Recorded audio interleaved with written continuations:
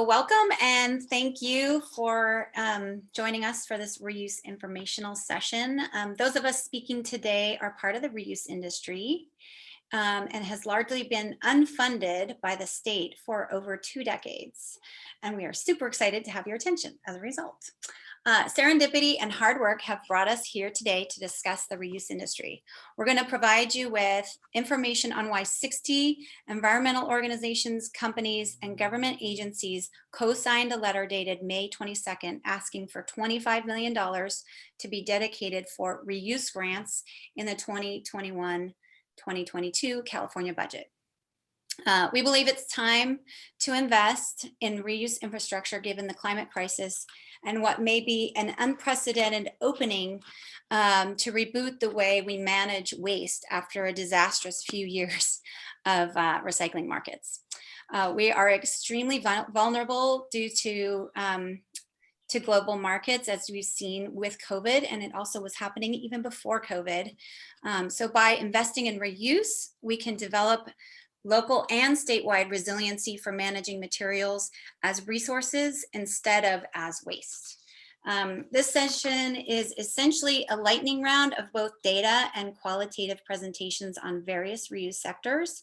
Panelists, let's quickly introduce ourselves, and then we'll have 2 to 3 minutes on each sector after a brief history of reuse. So say your name, company, reuse sector, and any affiliations, and I will prompt you. I'll start first.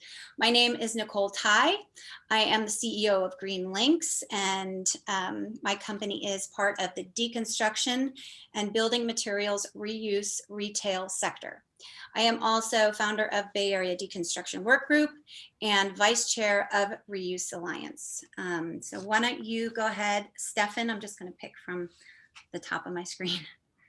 Stefan Kür, I'm the founder and CEO of Tech Tailor.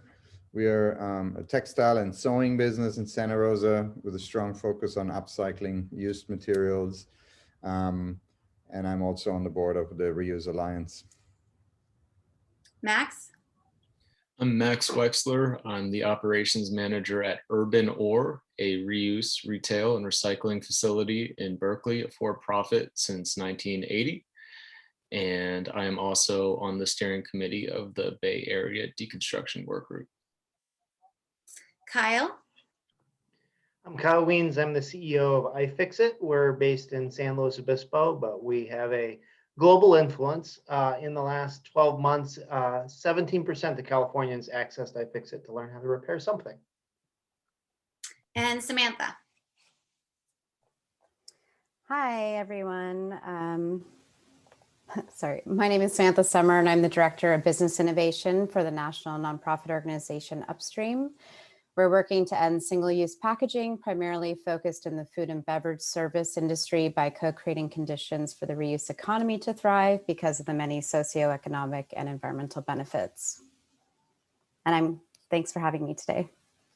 Thanks for coming, Samantha. So I'm just going to give a quick history and description of reuse. So reuse is a little different than recycling. And I'm going to just share my screen with you. Hold on. So in the zero waste hierarchy, reuse is generally second after reduce. So and this is what CalRecycle uses now as their zero waste hierarchy. Some of the things that happen in reuse happen actually in the other 2 sections here, cyclical use of resources and manufacturers design products for sustainability and take back. Sorry, So, Nicole, we can't see your screen. Oh, sorry. It would help if I actually shared it. Sorry. This is my first time presenting, so bear with me. Or I should say being the host. There we go. And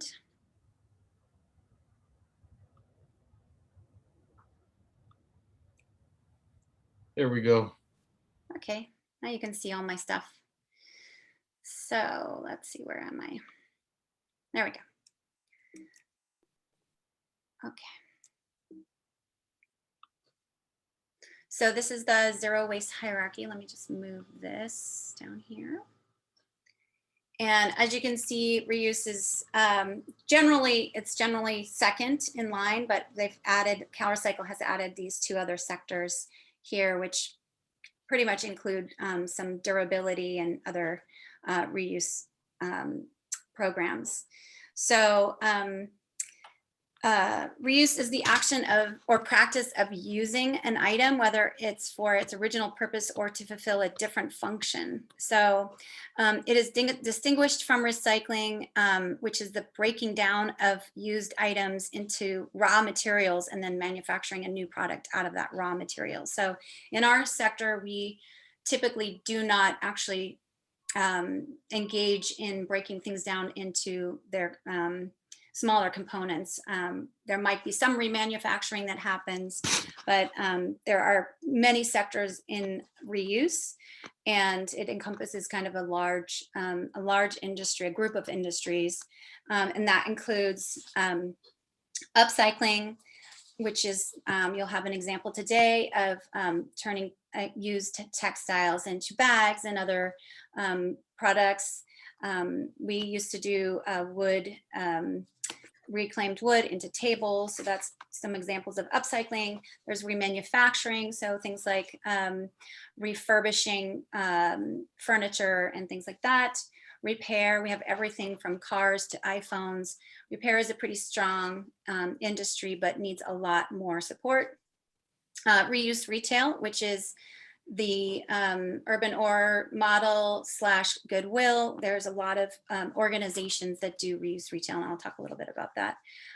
There's reusable serviceware, which is a very new industry, and you'll hear from Samantha about that, as well as reusable bottles. And I was really hoping to have Conscious Container on today to talk about their grant that they received from CalRecycle, but they were not able to join us, and just super exciting what they're doing. They will be doing bottles for both wine and beer, and they have big backers like Anheuser-Busch and Bear Republic. So they will basically be taking bottles for reuse, and they'll wash the bottles, and they can typically be reused about 50 to 70, 80 times before they need to be put back into the recycling system. So it really is delaying the energy intensive recycling process. So just to give you a quick history, reuse, composting, and landfilling had historically been our method of managing waste over the years before the 1960s, when the advent of plastics came about.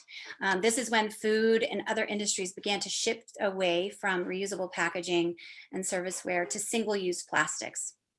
We developed a bit of a landfilling problem as a result, and that's where recycling came in as a solution to this problem.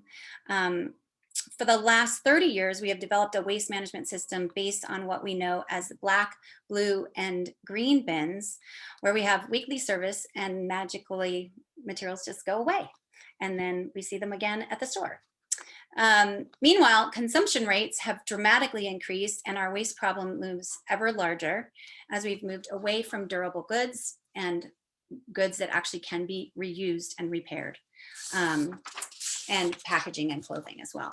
That brings us to reuse today, which is largely focused on retailing, repairing, and upcycling that massive amount of materials with reuse retailers and new sites like eBay. So there's a whole new industry that has already started, and I think COVID has even exacerbated it, which creates a new opportunity for us, I think, and a new infrastructure that is developing that enables delivery at home to be an option and part of the waste management infrastructure. And so I'm really excited to see where this goes, and I'm looking forward to Samantha's presentation about it. But you know, I think that having all these online systems and delivery to home is a unique infrastructure that we haven't had since before the 60s. So we have an opportunity here, and I think we need to jump on it. those of us in the reuse retail sector and the upcycling sector, we are inundated with materials, and supply is not the problem. We have not enough physical space and not enough labor to manage these materials. And that's where a block is created in the system, and where I think we need to focus our reuse infrastructure. Those very important pieces of the puzzle. I'm just going to give you a fun look at what the 1958 time, I think it was Time Life magazine, and these are all diaper services out in the suburbs. And so we've been there before, we can do it again. So I'm going to move now into this second phase, which is having folks talk about their industry. And we're a little bit behind time. Sorry about that. So we're going to start with Max Wessler. And Max, go ahead and share your screen and you can start. All right. Can you see my screen? Yes. Great. I'm Max Wexler. I'm the operations manager at. This photo was taken exactly a decade ago at the Berkeley Refuse Transfer Station. We are different from others in the industry because we salvage actual things from the dump to bring back to our site to sell for reuse or recycling, and we recover about 3 tons a day on average. Typically, salvage refers to architectural salvage in the biz, which is folks going to homes and doing soft strips of fixtures to then sell, and that's what one thing that Nicole's business Greenlinks does. We have a contract with the city of Berkeley to salvage, and we've been doing it for 41 years with a squeaky clean safety record. So we bring it back here to our facility, our Eco Park, to sell for reuse. That's a shot of inside the store. It's a 30,000 square foot warehouse, and we have 3 acres outside. We employ 33 employees, plus a handful of regular contractors, and we are hiring more. We're having a breakout year, projected to do 3.4 million this year, and we believe that we handle between 7,000 to 8,000 tons per year. These are some important figures. We are a for-profit corporation. We've proved the concept that we can do it, and we do pay all of the taxes that a regular C Corp does. We also give out about $100,000 to the local community for bringing us high quality merchandise. We call that purchases for resale. Over our 41 years of existence, we have had an incredible public-private partnership, particularly with the city of Berkeley, but we've also received support from the state and the county with such tools as low interest loans, some grants, a rental agreement, an invention in the Berkeley Code for a material recovery enterprise. These are just some examples of how we have been supported by government, and we pay our taxes to the government. We also have a lot of intangible benefits that landfilling does not. And you have to think, okay, if we did 2.7 million in gross revenue, how much are we saving the local community by them avoiding disposal costs because they don't have to pay to get rid of their stuff to us like they do at the transfer station. And also we're selling our stuff at a fraction of the cost as it is new. So we are really providing economic multiplier effects. And we also have the preservation of cultural and material value and of all the climate impacts avoided from the front end, production, manufacturing, extraction, transportation of an item to the back end, all the problems associated with landfills, including methane generation of organic materials. Here are some disposal numbers. If you want to take a screenshot, now's a good time. You can see in 2017, we salvaged 730 tons from the Berkeley transfer station, and there's also hundreds of tons of recycling that we do as well. Here are links to a case study on the EPA's website, including our contract with the city of Berkeley. The city pays us $47.74 per ton that we rescue from the landfill, which is the same that they pay the third party to send it to the landfill. This was just instituted last year, and we believe it's a game changer and a very important concept. And here is my contact information. And I will end it there. Thank you very much. We appreciate the opportunity.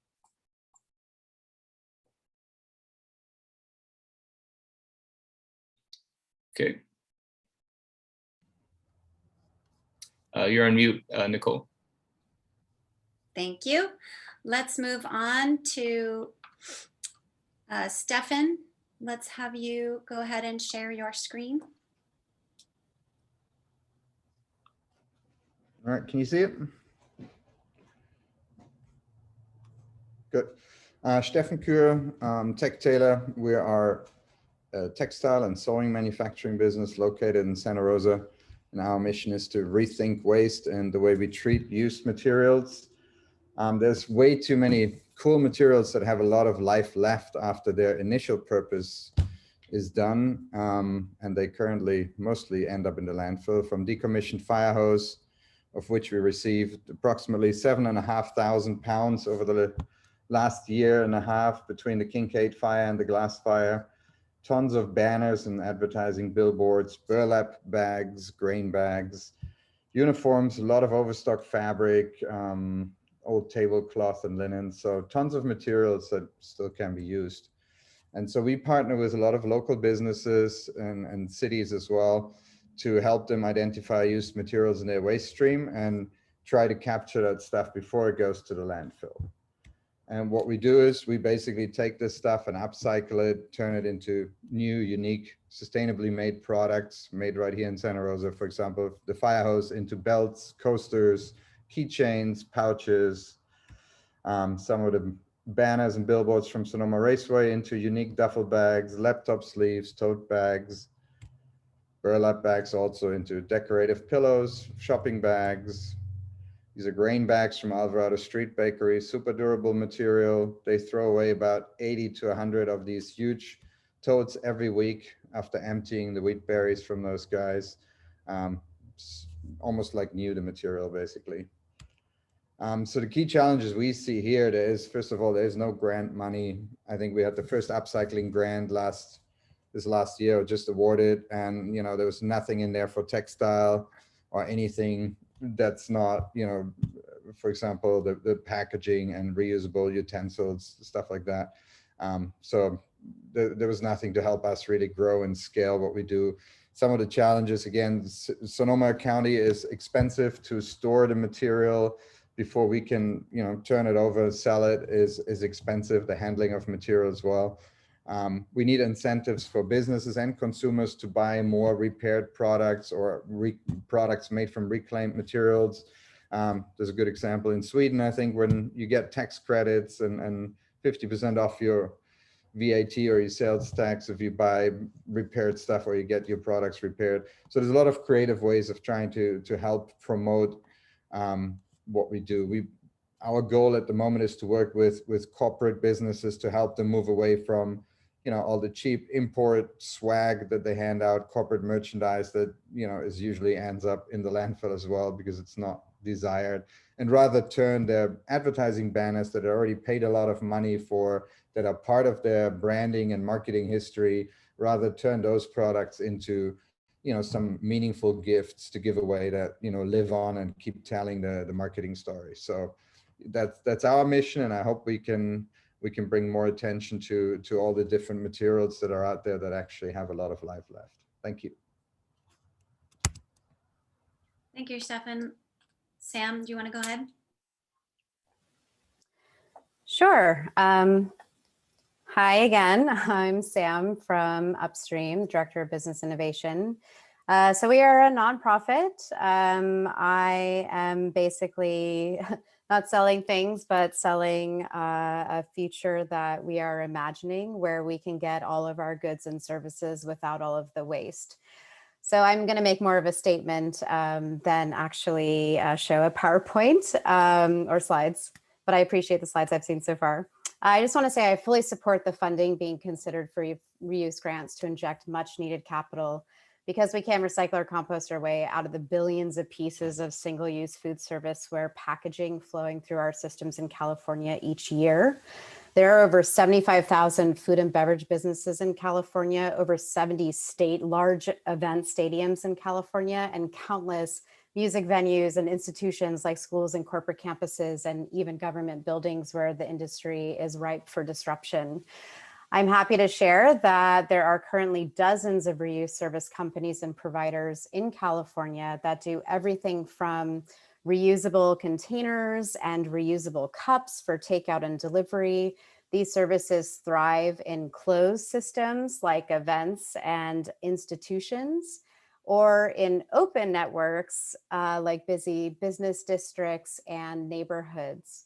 We are even seeing innovations in mobile dishwashing technology, dishwashing hubs using robotics, and reuse being deployed in large-scale events with dishwashing on site.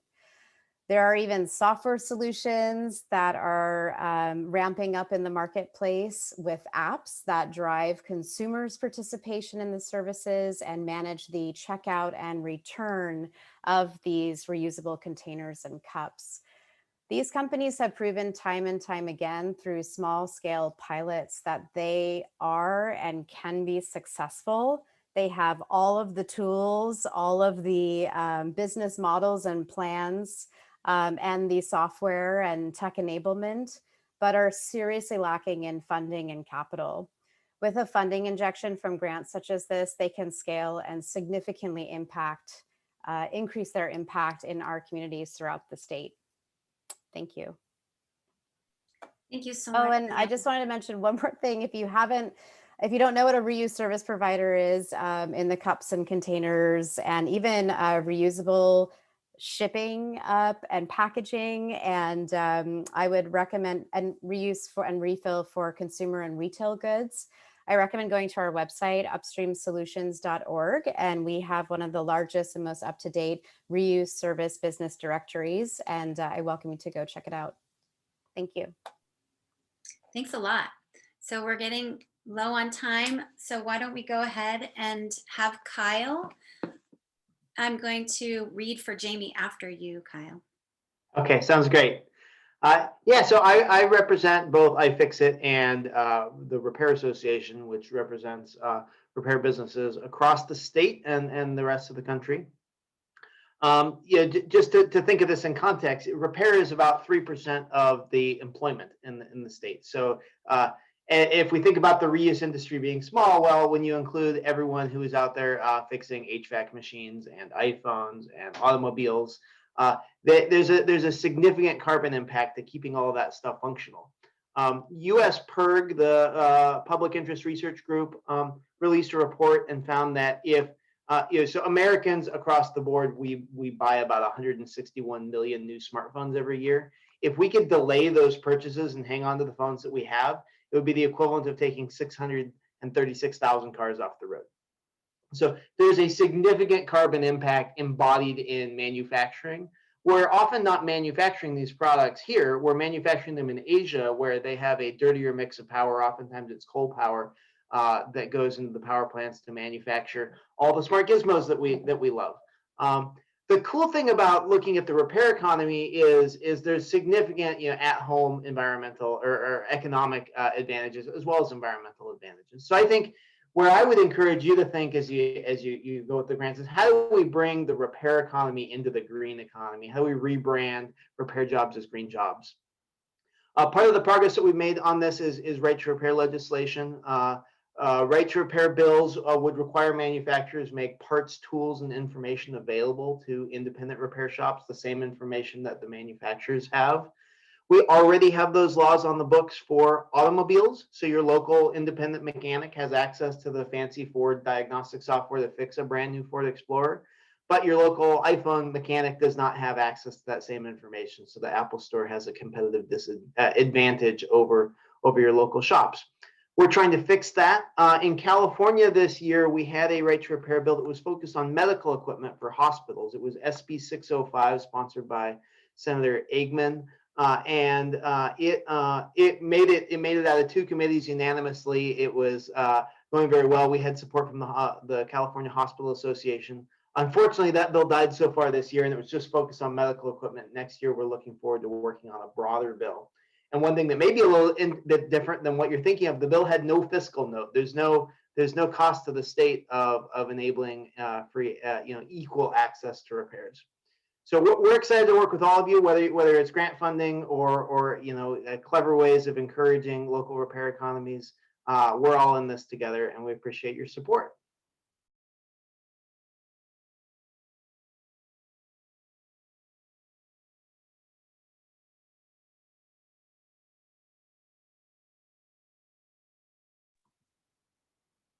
Nicole, do you want to take it away, or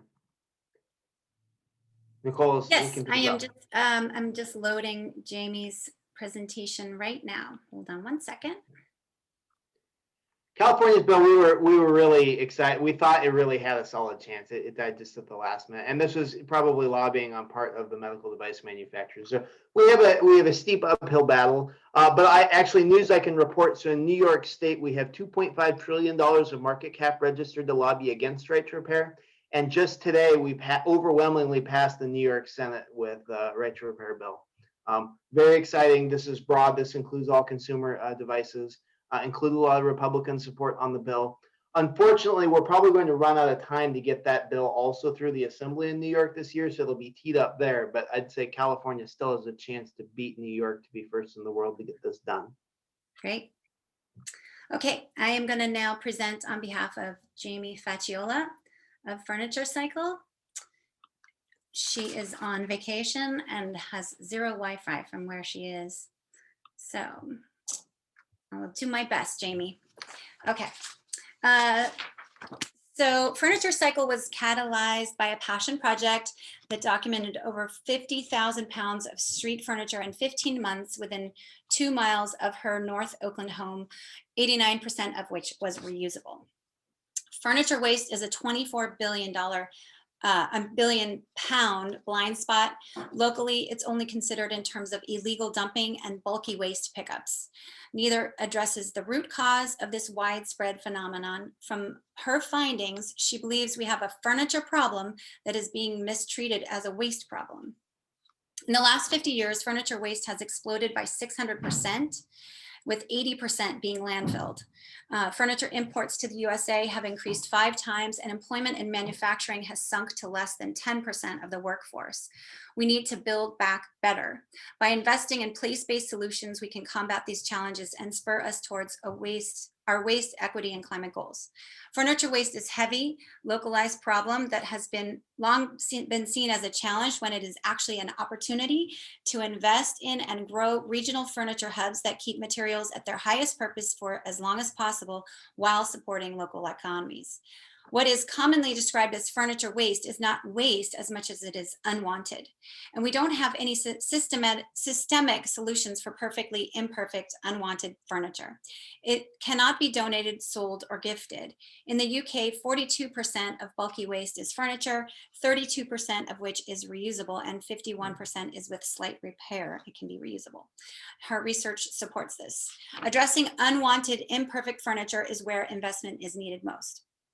Currently, the furniture and interior design industries are experiencing month-long delays for new furniture coming from Asia, while thousands of pounds of usable furniture gets landfilled here daily.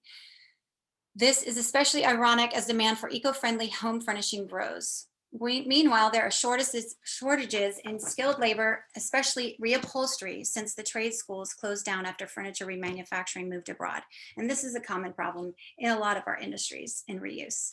In a circular economy, downstream is the new upstream. What's missing is imagination, investment, and infrastructure.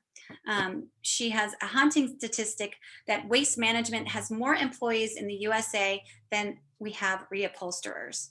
Our linear systems reflect our values and priorities. It's time to build back better by closing the loop with place-based solutions that center equity and community. So now I'm going to move into my sector, which is the deconstruction and building materials reuse retail sector. And you can't have one without the other. I'm just going to pull up my screen right here. So deconstruction is the unbuilding of houses and commercial buildings to salvage materials for the purpose of reuse. The San Francisco Bay Area has approximately 10 companies that perform deconstruction instead of demolition, and there are only a handful of us that only perform deconstruction. There are 13 building materials reuse facilities in the 9 Bay Area counties, but we have lost capacity at 3. And this used to be Fairfax Lumber. That was a delivery that I brought to them, and have lost 4 within the last 3 years, which is a trend in the wrong direction. Especially Palo Alto just recently passed a deconstruction ordinance. So we need reuse facilities to be opening, not closing. And you can see last year in May of 2020, you could build with $50,000 worth of lumber, 10 and 1/20 houses. Today, you can only build 2 1/10 houses, which gives you an idea of what the building sector, the DIY sector, and anyone that wants to build a chicken coop is up against. The prices are exorbitant, and reuse centers are inundated with customers looking for lumber. And we're now getting requests from contractors. It's crazy. So just to let you know, Green Links submitted a grant proposal to Cal Recycle and managed to be selected if additional funding comes through from the legislature. This funding would allow us to divert 4 times as much material from the landfill and incineration, create 3 new jobs, increase our square footage, expand our services by partnering with debris box services that will deliver reusable wood directly from job sites to our facility. This is brand new. Pretty sure nobody's ever done this before. Super exciting, a way to get a lot of volume out of construction and into reuse. So I am going to end this portion now, and I'm just moving to the conclusion. We have a unique opportunity to fund reuse, an excellent chance to move away from the waste management model to the more sustainable model of management of materials. With the reuse economy at the fore. We need to move away from single use and focus our efforts on manufacturing durables that can be reused, on upcycling, create reuse systems for all the refillables and other serviceware items, and to properly manage our resources, we need more reuse facilities as well. And if a portion of this funding could be used for data collection and research, we have been underfunded for about 20, 30 years. And thus, we really don't have a data collection method like recycling and landfilling does. We have no idea what is going on in the entire reuse industry within California. So if we want to set a baseline, we need to have funding for research and data collection. And we need to come up with what the basic data collection points are. So I'm just going to share my screen again really quickly and talk about finally the reuse awards that happened this year. So last year, very quickly, Cal Recycle created the first pilot cycle of the reuse grant program, and $2 million was allotted this March to 4 different organizations, 3 of which were different reuse sectors. And that is very limiting. Our industry is very large, and 2 sectors is a small slice of what we have in terms of potential for growth.